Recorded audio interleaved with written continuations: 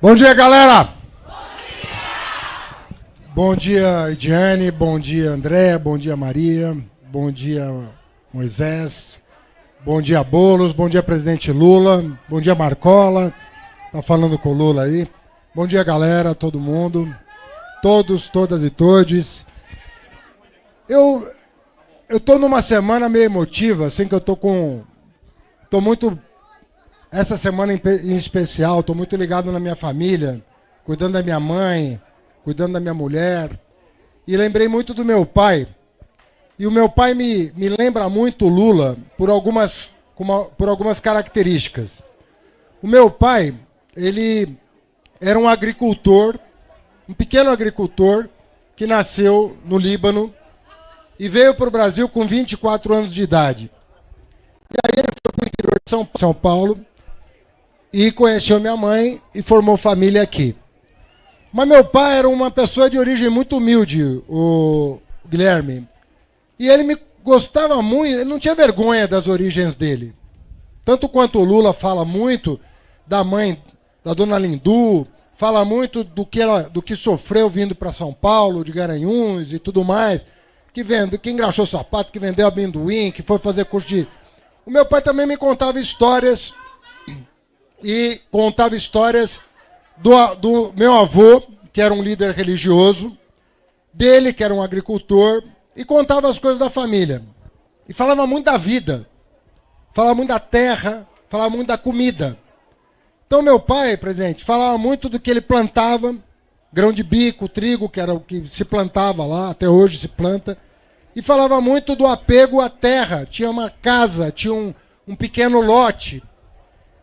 E eu era um menininho, assim, tinha 6, 7, 8 anos, não lembro mais a idade que eu tinha quando eu perguntava para o meu pai. A primeira vez que eu ouvi a palavra desemprego, eu perguntei para o meu pai, o que é desemprego? E o meu pai falava, é quando uma pessoa quer trabalhar e não consegue. E eu falava, mas como assim? O cara quer trabalhar? Ele quer trabalhar e não consegue trabalho. E meu pai falava, olha, no Líbano... Cada um tinha uma terra, não existia essa. Ele contava para mim, não existia isso. A pessoa querer trabalhar e não poder trabalhar. Querer fazer sua casa e não poder fazer sua casa. Querer plantar e não poder plantar. E eu falava, meu Deus do céu, o Brasil, quantas vezes maior que o Líbano é? O Líbano, Guilherme, você que é da terra, o bolo vocês sabem, né? É do Oriente Médio também. O Líbano inteiro cabe dentro da região metropolitana de São Paulo. É do tamanho da região metropolitana de São Paulo.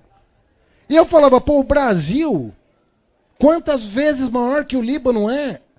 E tem gente na rua, e tem gente sem casa, e tem gente sem trabalho. Eu, moleque, não conseguia entender. Não conseguia entender. E a bem da verdade, até hoje eu não consigo. Ou seja, aquela inquietação de criança é a mesma que me acompanha ao longo da vida. Porque eu falo, como é que pode, num país desse tamanho... E aí, o Lula, pelo menos no que me diz respeito, ele me empolgou falando de gente passando fome. Eu era garoto, tinha 15, 16 anos, ouvindo o Lula falar, e aquilo me impressionava muito, o cara falar de uma coisa que meu pai falava para mim. Né? Como é que alguém pode passar fome nesse mundo? E o Lula falava indignado que ele não ia sossegar enquanto não garantisse 3 refeições por dia para cada brasileiro.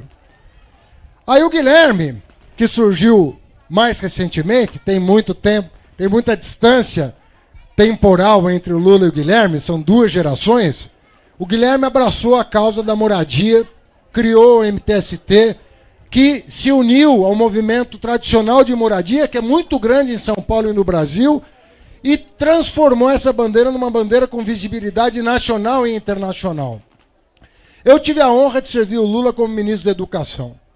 Eu sou professor universitário, eu não me conformava como é que uma menina, nos dizeres populares, pobre, preto e periférico, ou uma coisa ou outra, ou as 3 coisas juntas, com talento, com vontade, com garra, não conseguia fazer uma faculdade. Não conseguia... Se era pobre, não conseguia fazer cursinho para passar na universidade pública. Se era se passava na privada, não tinha dinheiro para pagar. O que nós fizemos foi botar na agenda do país, na agenda política do país, o óbvio. Ninguém inventou nada. O óbvio. Moradia, um diploma para quem tem garra de estudar, um emprego, um trabalho, uma terra, um lote para plantar. E isso incomodou essa elite, essa burguesia tacanha, incomodou de um jeito que eles, para tentarem destruir o Lula, resolveram destruir o país. Não, vamos destruir o país, que uma hora o Lula entra na roda. Só que agora tem que... É com o Lula que nós vamos reconstruir o que eles destruíram. Essa é a real do que vai acontecer. O nível de responsabilidade em que eles chegaram com o país. Eles não mediram as consequências dos atos de destruir as instituições, de destruir a democracia, de destruir os programas sociais. Que crime nós cometemos? Abrir uma porta da universidade pro jovem filho do trabalhador? Filho da faxineira, do pedreiro? O pecado que o Boulos cometeu foi ocupar uma área improdutiva da cidade, perto do emprego, para as pessoas poderem ter um teto. O pecado do Lula foi matar a fome de 36 milhões de brasileiros. Esse é o pecado que nós cometemos.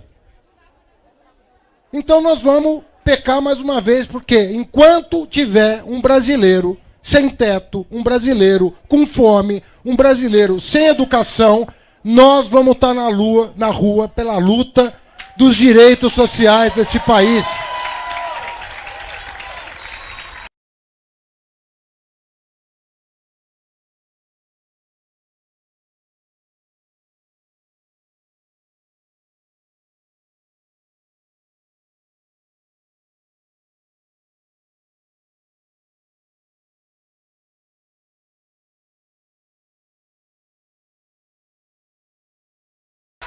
E eu sempre digo, presidente, que tem um jeito São Paulo, cidade mais rica do país, porque nós estamos sem governo. Nós estamos sem governo federal, sem governo estadual e sem governo municipal.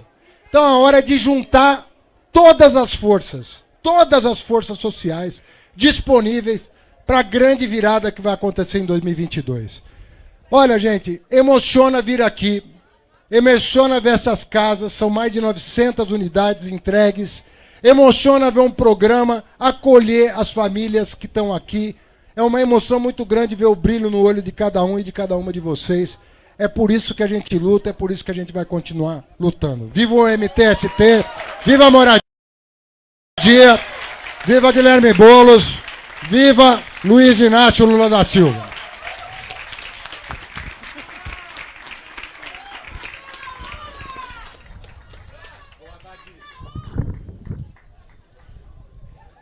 Gente, agora nós vamos receber aqui nesse palco um companheiro que é pé no barro, que ocupa as ruas e que está aqui, ó, lutando com cada um e cada um de nós, que constrói a luta do maior movimento urbano da América Latina.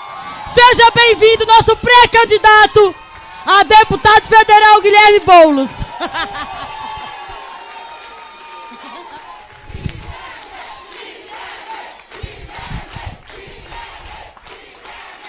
Bom dia, companheiras, companheiros. Que satisfação que é estar com vocês aqui hoje. Eu quero cumprimentar cada guerreira, cada guerreiro que é morador do Novo Pinheirinho, que é morador do Santo Dias, que vem de outras ocupações do MTST e vieram aqui hoje prestigiar.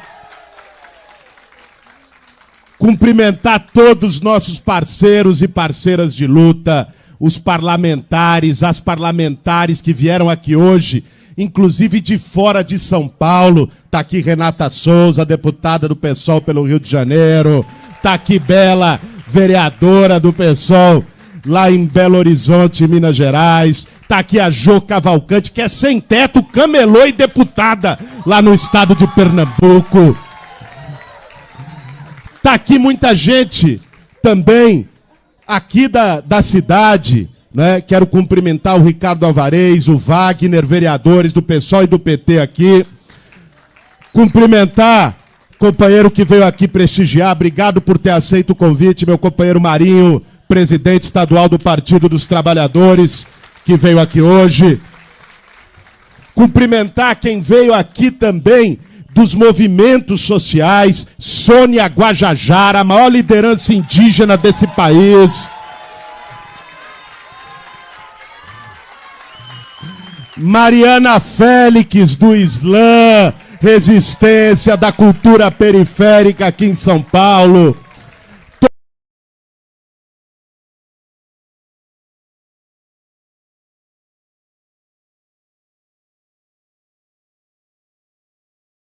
Todos os sindicalistas, as sindicalistas, companheiros do PSOL, do PT. Uma satisfação estar com toda a cabeça. A Débora, a Natália. É que essas são do MTST, é de casa. Aí você me sacaneia, né, Ana? Pô, não? Mas vamos, você também. Vamos todo mundo. Cumprimentar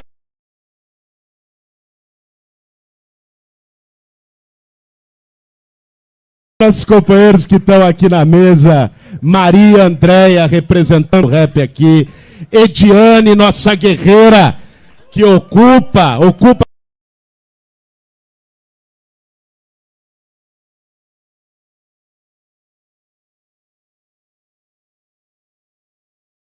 por moradia, vai ocupar política também. Grande guerreira.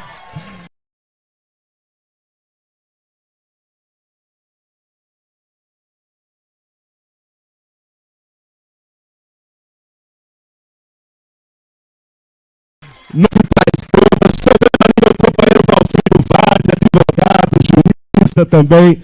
Obrigado, Valfridão, por ter vindo.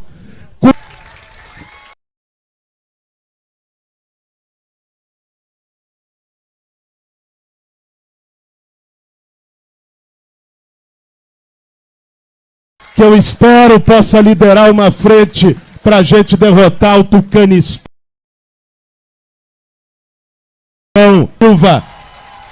que vai chegar lá de novo para ajudar a reconstruir todo esse desastre que eles fizeram. Uma frente para a gente derrotar o Tucanistão, que vai chegar lá de novo para ajudar a reconstruir todo esse desastre que eles fizeram. A voz do povo é a voz de Deus, ô Lula.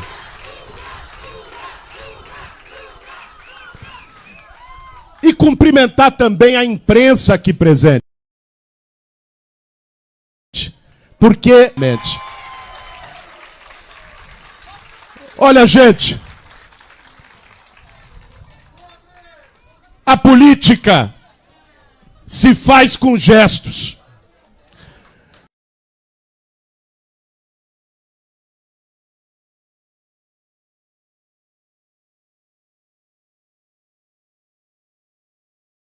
Nós demos um gesto importante no início dessa semana de uma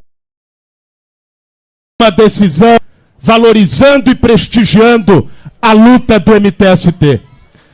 Porque esse condomínio talvez seja um exemplo daquilo que é a potência do movimento social e a potência do povo organizado. Como é bonito. Eu vou até parar aqui porque não dá. Como é bonita essa cena.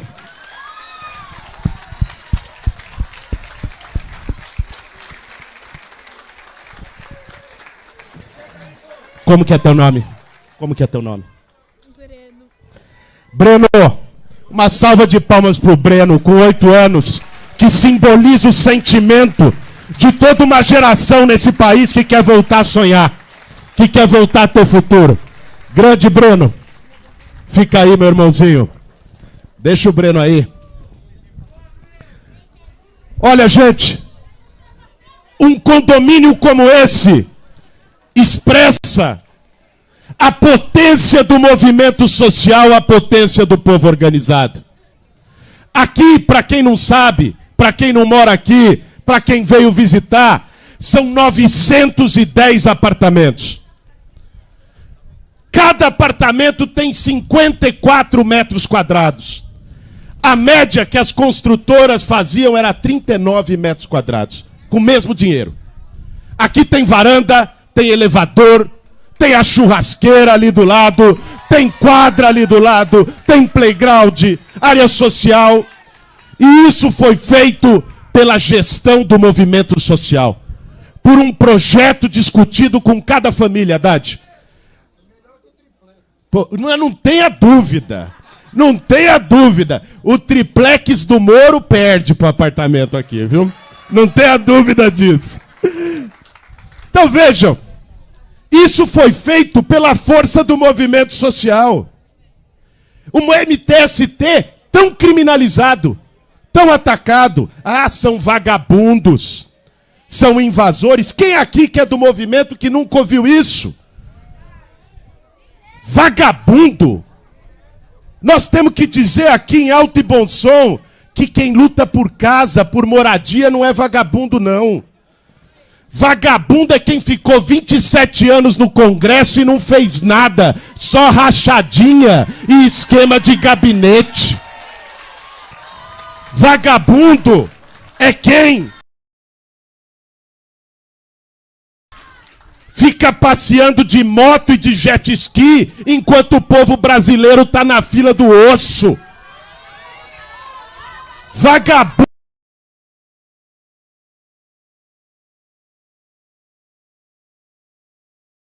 é o Jair Bério. Movimento social tem dignidade. Invasores. Olha aqui o que invasores fizeram. Os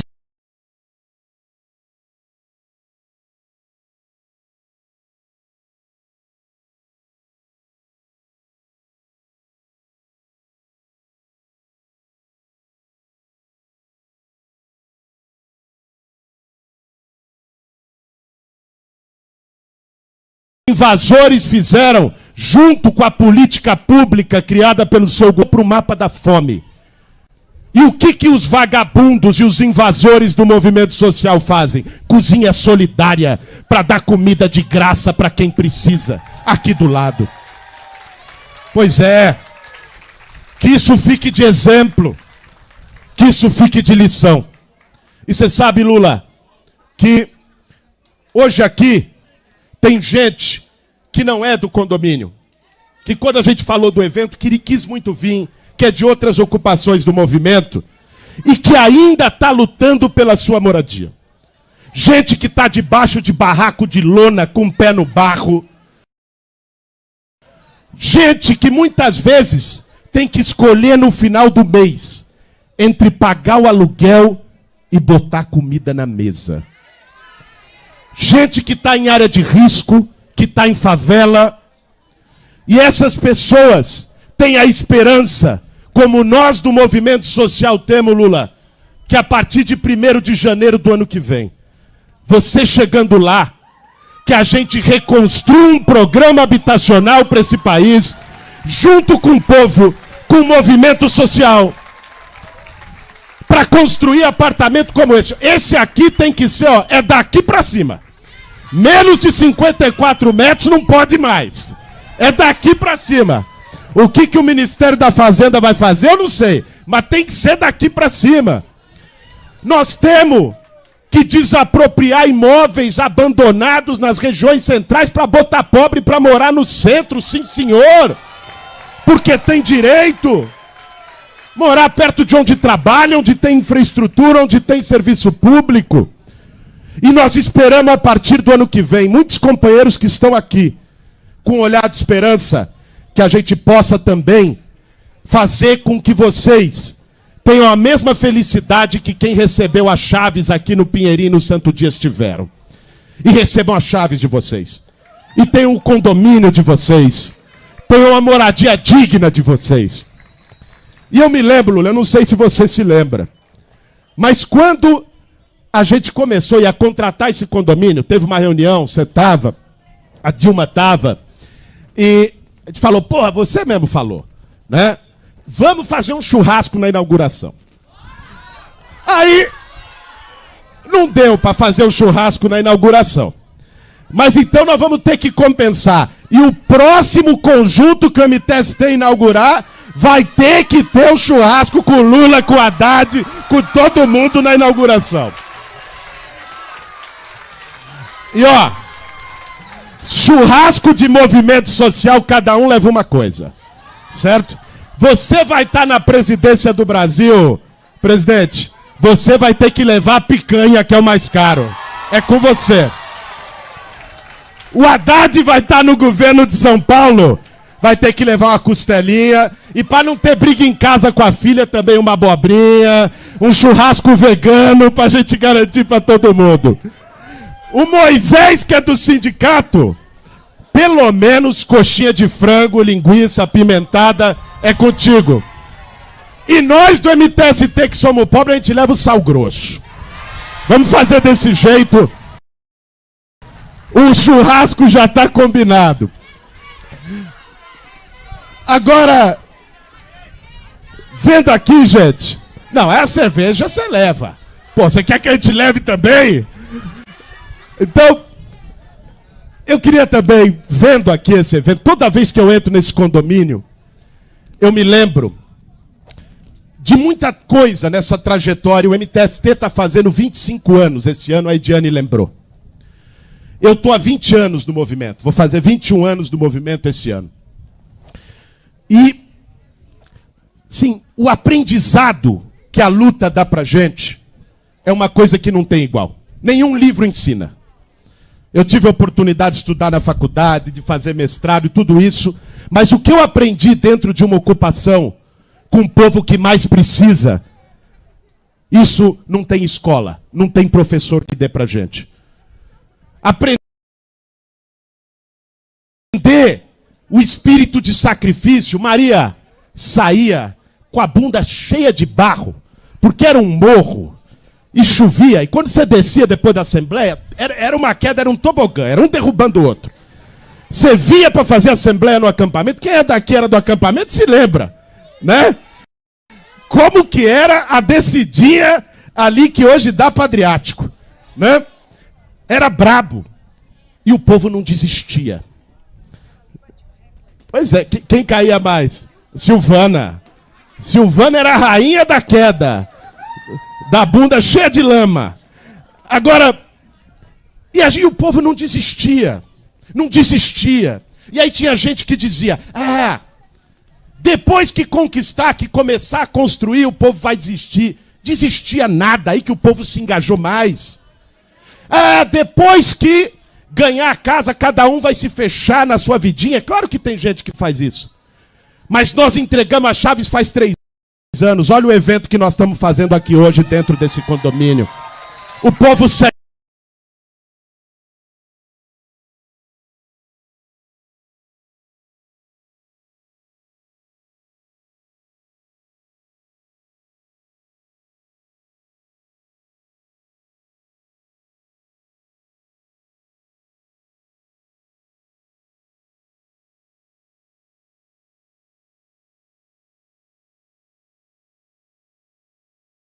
na luta, sofrendo do nosso lado, não como um estranho, mas como se fosse um irmão nosso, uma irmã nossa. Do nosso lado, não como um estranho, mas como se fosse um irmão nosso, uma irmã nossa.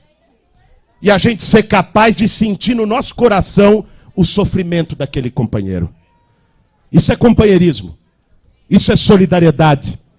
E isso o movimento ensina pra gente. O povo ensina pra gente. E é isso que faz com que eu tenha certeza de que o povo brasileiro é muito maior do que essa tragédia que a gente está vivendo hoje. É muito maior do que o Bolsonaro e do que a sua turma. E é isso que dá esperança pra gente de seguir adiante acreditando na mudança. Toda noite, por mais longa que ela seja, ela termina com o amanhecer do dia. Todo inverno, por mais frio, por mais duro que ele seja, ele vai terminar na primavera. E esse momento, duro, talvez um dos mais graves da história brasileira, triste, doloroso para o nosso povo, que está sofrendo, vai terminar no dia 1º de janeiro, com o povo subindo a rampa junto com Luiz Inácio Lula da Silva, para reconstruir um outro país. É uma honra, presidente Lula, te receber mais uma vez aqui no MTST. Eu passo agora a palavra para o futuro presidente do Brasil, Luiz Inácio Lula da Silva.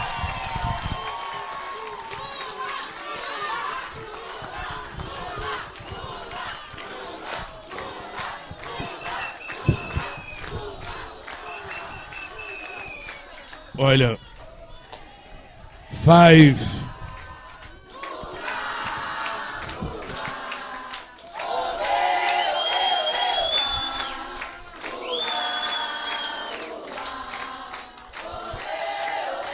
muito tempo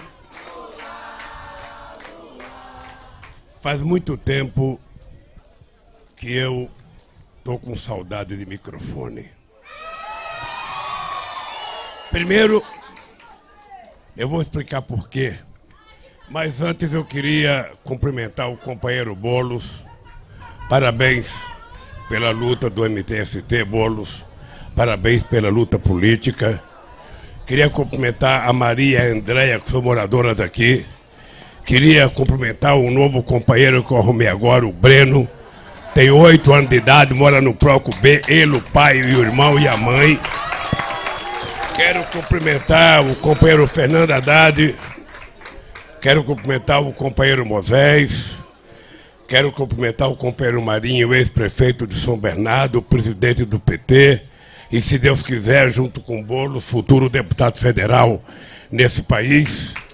Quero cumprimentar a nossa querida Sônia Guajajara, quase a pessoa, sabe, mais importante ela seria se tivesse sido eleita vice-presidenta da República, mas não foi possível daquela vez. Haverá outra oportunidade que os índios poderão mudar de patamar, ao invés de brigar só por comida, ligar para assumir o poder nesse país, porque vocês têm mais direito a esse país do que nós, que somos origens dos intrusos nesse país.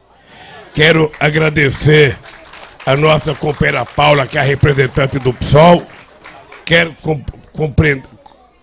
cumprimentar o nosso rapper aqui, que eu tive o prazer de entregar o diploma de administração de empresa na Fundação, na Universidade Zumbi de Palmares.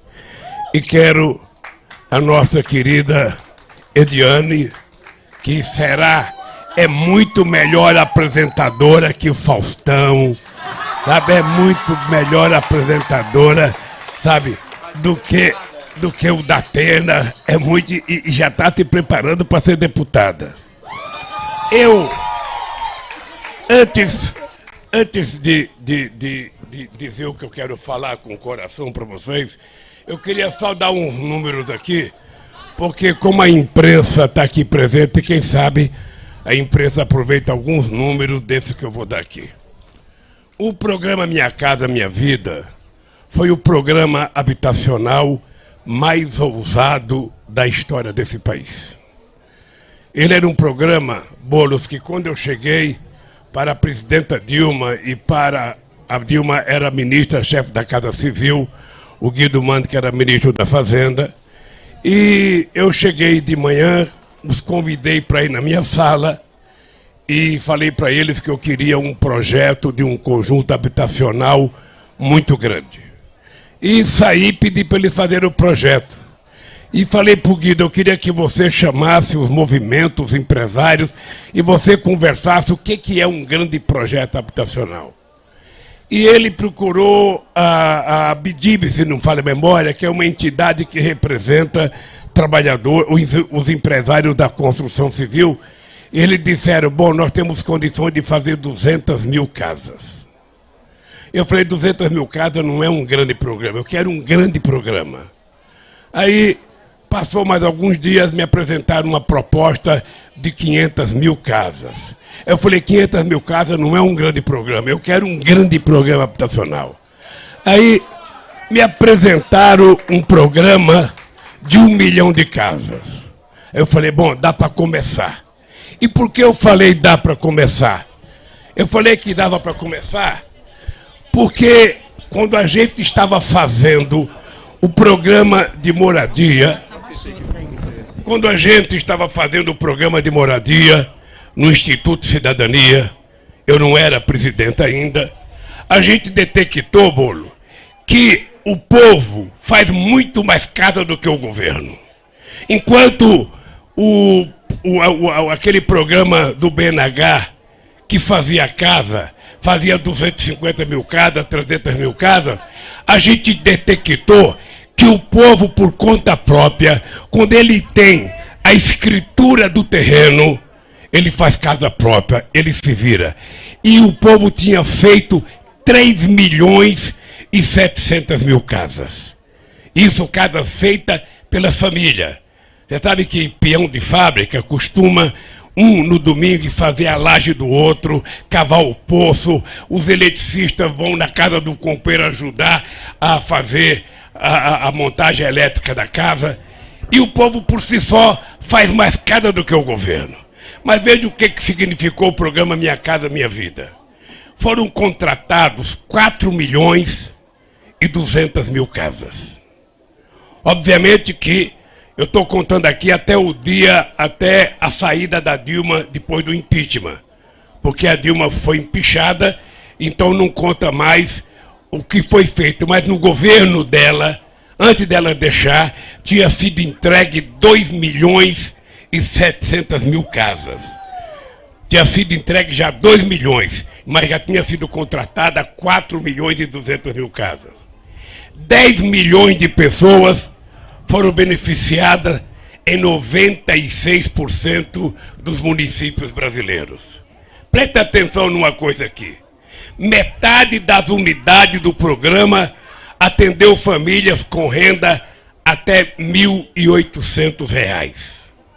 Das unidades para baixa renda, 46% dos beneficiados recebiam Bolsa Família, eram negros, mais da metade não tinha o ensino fundamental completo e 70% tinha renda familiar só até R$ 800. Foi gerado um volume de investimento em habitação sem precedente na história do país. O programa alavancou um montante da ordem de 300 bilhões de reais. Foram criados 1.700.000 empregos diretos e 1.200.000 empregos diretos e 500.000 empregos indiretos. Veja, por conta da casa e por conta da venda, retornou aos cofres públicos 49%, sabe? Ou seja, quero um pouquinho d'água.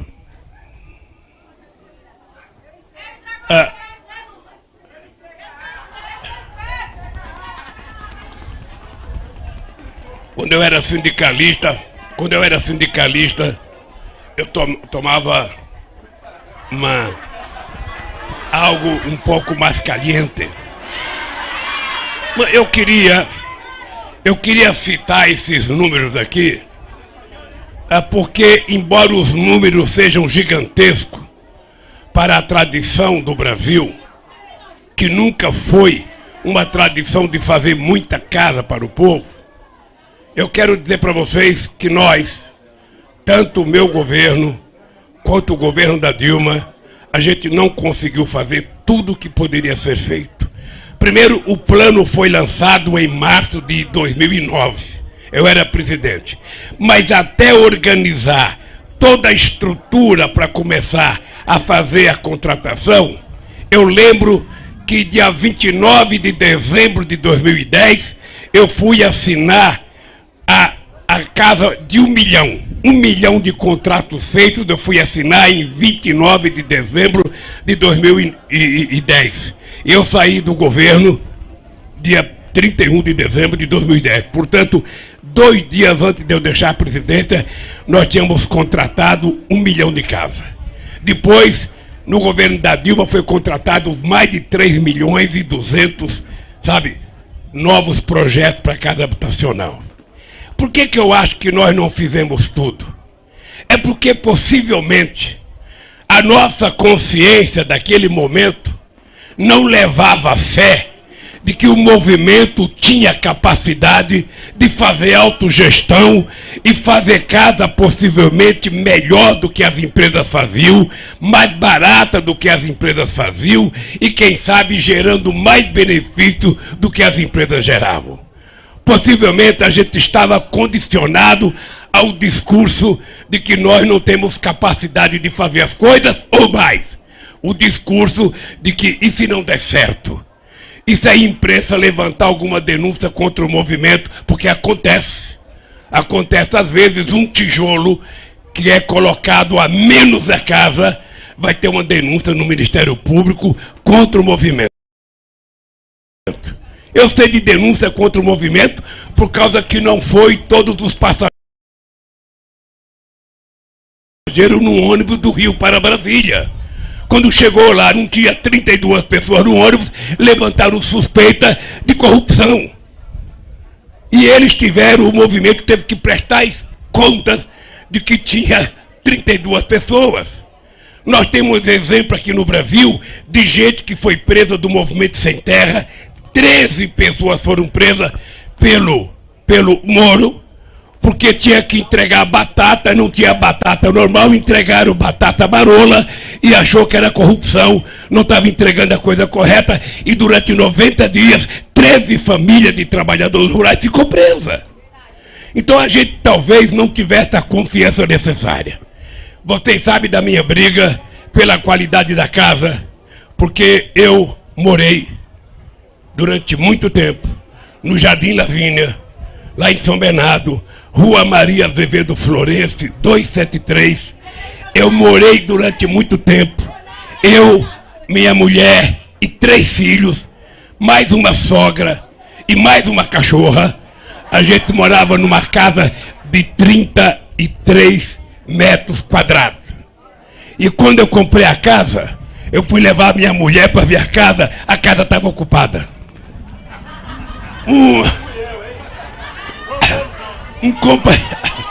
O companheiro ocupou a casa. E o companheiro falou, eu não vou sair porque eu não tenho pra onde ir. Eu falei, cara, eu pago aluguel, porra. Eu comprei a casa, eu quero morar na minha casa. Vamos dar um jeito. Demorou, foi muita saliva. E o cara ainda falava pra mim, ó, seu Lula, minha mulher tá grávida, se eu perder o filho é por sua causa. Eu falei, pô, não foi nem eu que fiz, como é que eu sou responsável se ela perder? Não, e depois de muita conversa, demorou umas 2 semanas, o companheiro resolveu sair da casa, mas a casa ficou estragada, porque você sabe que o cara saiu com raiva e fez coisa que não deveria fazer dentro da casa. Mas eu morei mais de 10 anos na casa com 33 metros quadrados. Eu já andava com as canelas roxas de tanto bater, porque se abrir a geladeira, não cabia eu e a Marisa dentro. Colocava na cama, abria a porta do guarda-roupa, batia no espelho da cama. Eu sei que é duro morar. E quando eu fui inaugurar o programa da Minha Casa Minha Vida em Governador Valadares, eu peguei o companheiro responsável pelas casas e dei uma esculhambação nele. Porque não é possível, a casa tinha 33 metros quadrados, mas não tinha porta, não tinha cerca entre uma casa e outra. E eu falei pro cara, aí não tinha estuque também. E o cara falava, depois que ele entrar, ele faz. Ou seja, sabe o que significa isso? A falta de respeito com o povo pobre, porque acham que nós sempre aceitamos o resto. Nós sempre precisamos do pior. Sabe? Eles acham que a gente gosta de ir na xepa, de ir a meio-dia na feira para comprar o tomate amassado, o ovo amassado, a laranja amassada. Não, porra, os pobres gostam de coisa boa. O pobre quer ganhar bem, ele quer se vestir bem, ele quer comer bem, ele quer tomar cerveja geladinha, ele quer fazer festa pro filho. Quem é que criou a maldita ideia de que pobre gosta de tudo de segunda, de tudo de terceira? Obviamente que foram 350 anos de escravidão nesse país que fez eles entenderem que os pobres e sobretudo os negros não têm direito a comer nada de primeira, a vestir nada bom, a se calçar bem. Eles têm que ficar o que resta. O que resta tá bom para vocês. E nós aprendemos que não tá bom. E vejo vocês são um exemplo disso. Todo mundo sabe do famoso discurso que eu fiz no Rio de Janeiro. Eu fui inaugurar uma casa. Aí eu tinha que entregar a chave. Tinha uma mulher e um homem, o marido e mulher, para quem eu fui entregar a chave, os dois eram cegos. E eu perguntei para o presidente da Caixa Econômica, que lamentavelmente morreu, e perguntei para o empresário: vocês levaram em conta que ao fazer uma casa e entregar para uma família de cegos, a casa tem que ser diferenciada? Vocês prepararam a casa para essas pessoas morarem? Eles vão dar trombada na porta toda hora? Como é que eles vão achar o banheiro? Como é que vai achar a cozinha? Como é que eles vão se locomover dentro da casa? Eles não tinham pensado nisso. Aí eu peguei o dono da casa, peguei o companheiro presidente da Caixa e peguei o empresário e falei: vocês vão andar comigo na casa com um casal. Eu quero que vocês vejam como é que eles vão andar. E aí eles perceberam e assumiram o compromisso comigo de que a partir dali eles iam levar em conta que na hora de fazer a contratação tinha que saber se a pessoa tinha algum problema de deficiência para construir uma casa adequada para aquela pessoa. Vocês pensam que acabou aí? Eu saio dessa casa em Feira de Santana e vou em Manaus inaugurar 2.500 casas. Aí eu fui visitar uma casa. Vocês não acreditam. O dono da casa cego, a mulher cega e 3 filhos cegos. E a casa tinha um batente para você subir nela, quase dessa altura aqui. Eu falei para o governador, que era Eduardo Braga, eu falei: Eduardo, na próxima vez que a gente vier aqui, essa gente não tem mais nariz, porque eles vão cair. Não dá para você se tocar e dar uma casa para eles, sabe, plana, que não tem subida, e dar essa casa para outra pessoa. Porque as pessoas não olham as necessidades, as pessoas não levam em conta. Aí eu fui ao Rio de Janeiro, e o que me incomoda, Boulos, o que me incomoda são as casas feitas, os apartamentos sem uma sacadinha. Me incomoda profundamente. Porque você vive num apartamento de 33 metros quadrados. Tem dia que você não está bem. Tem dia que o intestino não está funcionando bem. Tem dia que você está mais fedido que outro dia. Tem dia que você vai soltar um pum. A família está dentro de casa, você não tem para onde ir. Eu falei: porra, não dá para criar a sacadinha do pum. Quando o cara tiver com vontade, a mulher ou o filho, sai e vai lá para a sacada. Sabe, que falta de respeito é essa? Sabe, não custa caro não, é falta de respeito. O que quer fazer uma sacada de 1,5 metro num apartamento? Para que a pessoa possa olhar o céu, possa olhar a rua, sabe? Para que a pessoa possa sair para lá, quem fuma, fumar. Quem quer tomar um sol e tomar um sozinho, o que custa fazer? Faça um estudo, vocês devem ter feito, porque os apartamentos de vocês têm sacada, que não custa caro. Ou seja, sabe por que eles fazem a opção pelo menor espaço possível? Porque eles querem o mais barato possível, porque o lucro tem que ser o maior possível. E o movimento não quer lucro, o movimento quer qualidade na casa. O movimento quer tratar com respeito as pessoas. Então, eu quero dizer às companheiras e aos companheiros do MTST e aos companheiros no Brasil, que são quase 5 milhões que não têm casa, que se Deus quiser, a gente vai voltar a governar esse país. E se Deus quiser, a gente vai provar que esse povo vai ser tratado com respeito e dignidade outra vez. E as casas feitas serão casas que dê às pessoas dignidade para as pessoas viverem. É preciso respeitar as pessoas. É preciso respeitar o ser humano independentemente da sua formação cultural, independentemente da sua origem social. Nós temos que ser respeitados enquanto seres humanos. Nós não somos algoritmos. Nós não queremos ser tratados como um ser humano que não tem sentimento, que não tem fraternidade, que não tem solidariedade, que não tem amor. E esse país é governado por um presidente que nunca falou a palavra educação, nunca falou a palavra livro, só sabe falar em arma, porque é o jeito que ele aprendeu. Então,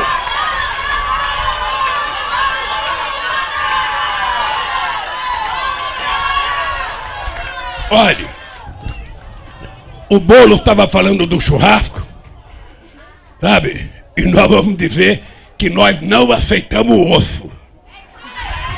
Se alguém for no açougue e só der para comprar o osso, a gente não aceita. Ô gente, eu sei o que é o sofrimento desse povo. Eu sei o que é a pessoa levantar de manhã e não ter um pão, uma manteiga e um café com leite para tomar. Eu sei o que é, porque nós dos mortais do mundo, nós chamamos de mistura. A gente come com mistura, por isso é que nordestino, mesmo sendo pobre, adora comer carne, mesmo não tendo. Porque é feijão com farinha, pô.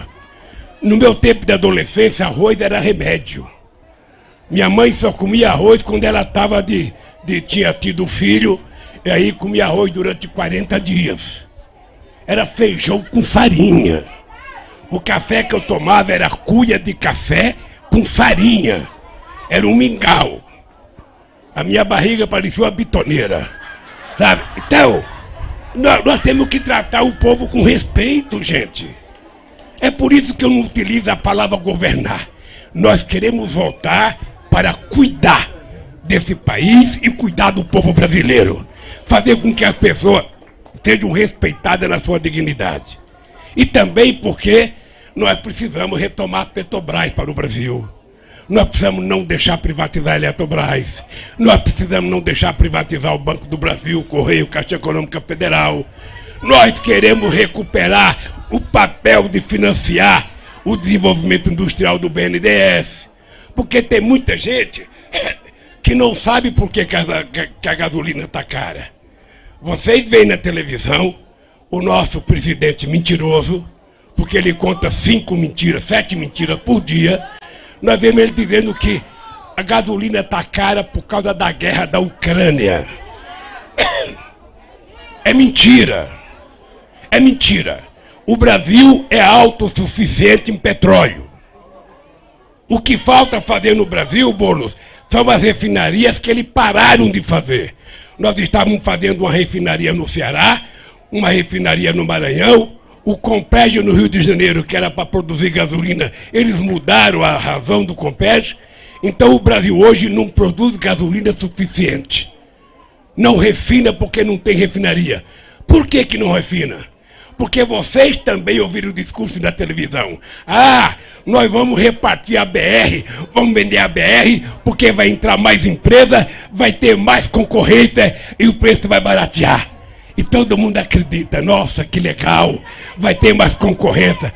Eu vou dizer para vocês, tem 392 empresas importando gasolina dos Estados Unidos. Eu vou repetir, 392 empresas importando gasolina dos Estados Unidos, pagando um preço em dólar. É por isso que eles dizem que o preço tem que ser dolarizado, porque eles querem atender aos interesses lucrativos dos acionistas americanos que estão na bolsa ganhando dinheiro da Petrobras. E eu quero que vocês saibam, nós vamos votar. E a Petrobras vai voltar a ser brasileira. E os preços vão voltar a ser brasileiros. Não é possível. A gente compra peça em real. O nosso salário é R$1. O nosso 13º é em real. A nossa férias é em real. Ou seja, tudo que a gente faz é em real. Por que que a gente tem que pagar o preço da gasolina em dólar? O preço do óleo diesel em dólar? O preço do gás?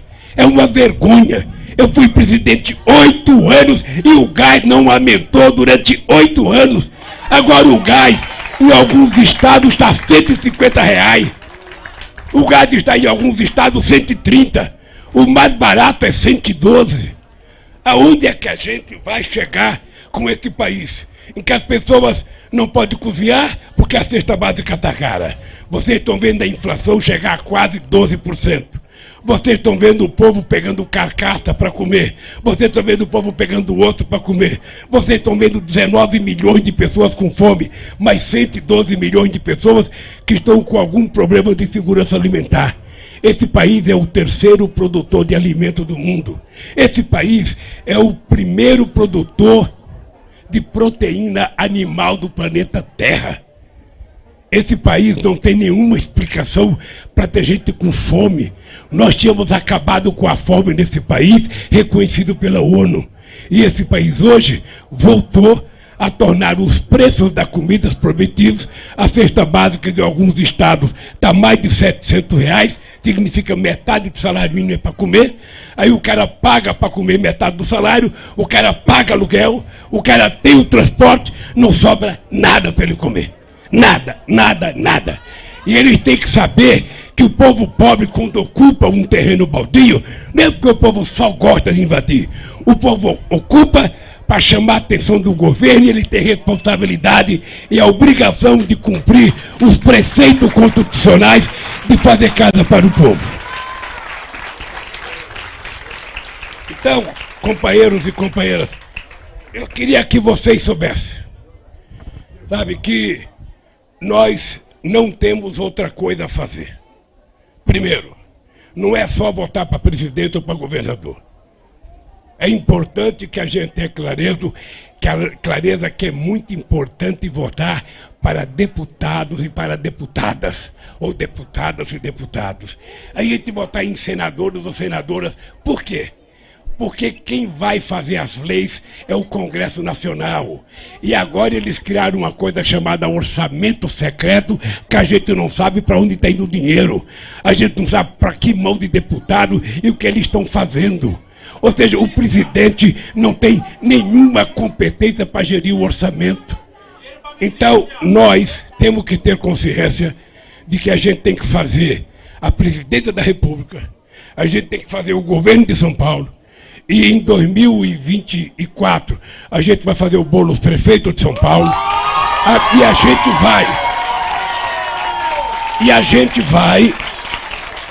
gente vai consertar esse país. Sabe, as pessoas pensam que os pobres gostam de viver de favor. Os pobres não gostam de viver de favor, gente. A gente gosta de trabalhar, ganhar o nosso dinheiro com o nosso suor, sabe, sustentar a nossa família com dignidade, sabe, visitar os nossos parentes. A gente não gosta de ficar pedindo favor. A gente não quer vale gás. A gente quer o preço do gás justo, em reais e não dolarizado. A gente não quer auxílio gasolina, a gente quer a gasolina barata e no preço justo. Que palhaçada é essa?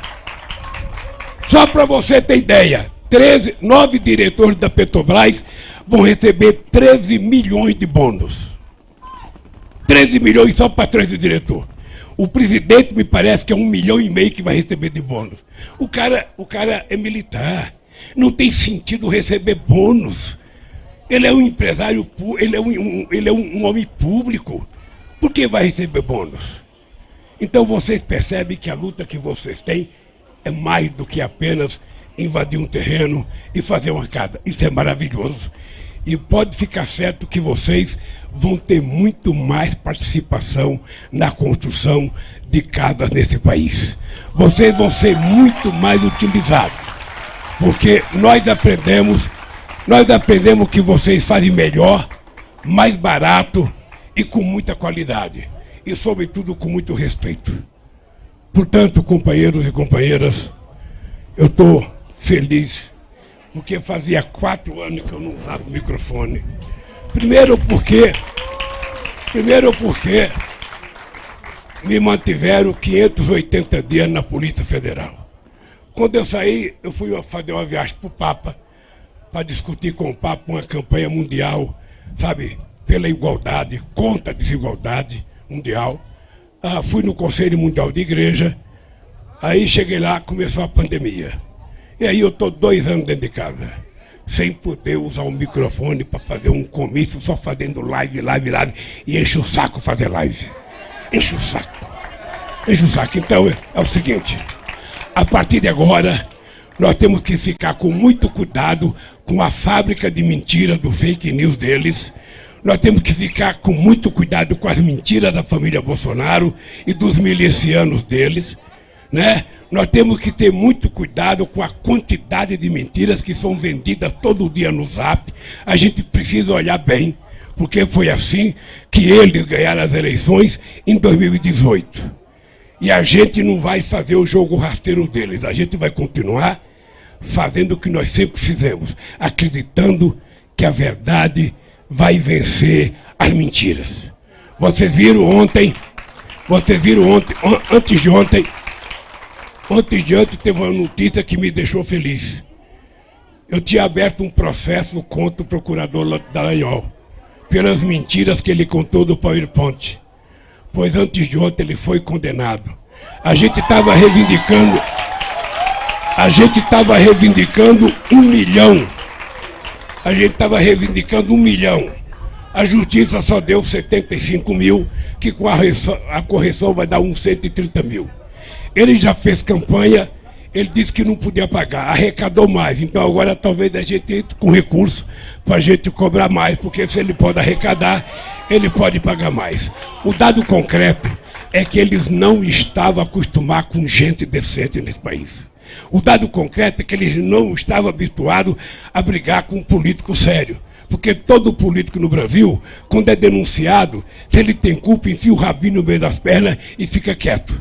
E eles não sabem que um pernambucano que nasceu em Garanhuns, que não morreu de fome até 5 anos de idade e que chegou aonde chegou por causa de vocês, e é por causa de vocês que eles vão ter que aprender a nos tratar diferente. Você se prepare, Boulos, você se prepare, porque eles, você, o Haddad, o Marinho, todo mundo que é candidato, que eles não vão perdoar, porque eles não gostam da gente pela nossa posição ideológica, eles não gostam da gente pela nossa posição de inclusão social, de respeito ao povo trabalhador, de respeito ao povo pobre. Eles não gostam de meninas e meninos negros na universidade, sobretudo gente de escola pública. Eles não gostam, você vê esse rapper que veio aqui cantar, eu entreguei o diploma para ele na Fundação Palmares. Eles não gostam disso porque nós não nascemos para fazer universidade, nós nascemos para trabalhar. E ele não sabe que a gente gosta de ser doutor. Ele não sabe que a gente também quer ter um diploma de doutor. A gente quer ser engenheiro, a gente quer ser médico, a gente quer ser diplomata, a gente quer ser advogado, sabe? A gente quer ser dentista, a gente quer ser psicólogo. A gente quer ser gente. A gente quer ser artista. Por isso, gente, muito obrigado, muito obrigado. Eu vou visitar agora um apartamento da companheira, vou visitar o apartamento dela, depois eu vou na cozinha pegar um rango, porque a lombriga maior já está comendo a menor aqui dentro, e eu vou tratar de fazer o desejo dela. Um abraço no coração, gente, obrigado e parabéns por tudo que vocês fazem por esse país. Agora vamos tirar aquela foto histórica aqui, gente, todo mundo fica em pé. Vamos tirar.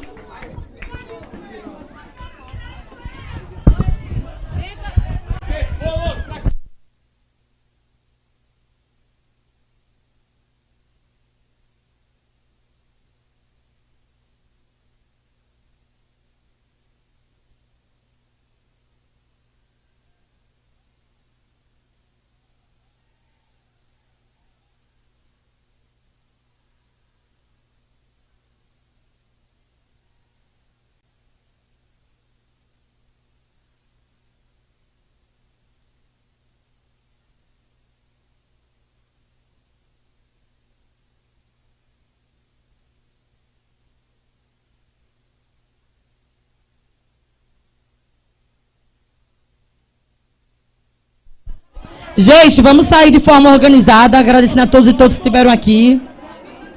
Todo mundo bem organizado, cada um com as suas organizações. Simbora, gente, simbora, simbora. Agradecer aqui a todos e todas que estiveram aqui presentes nessa atividade linda de bonita.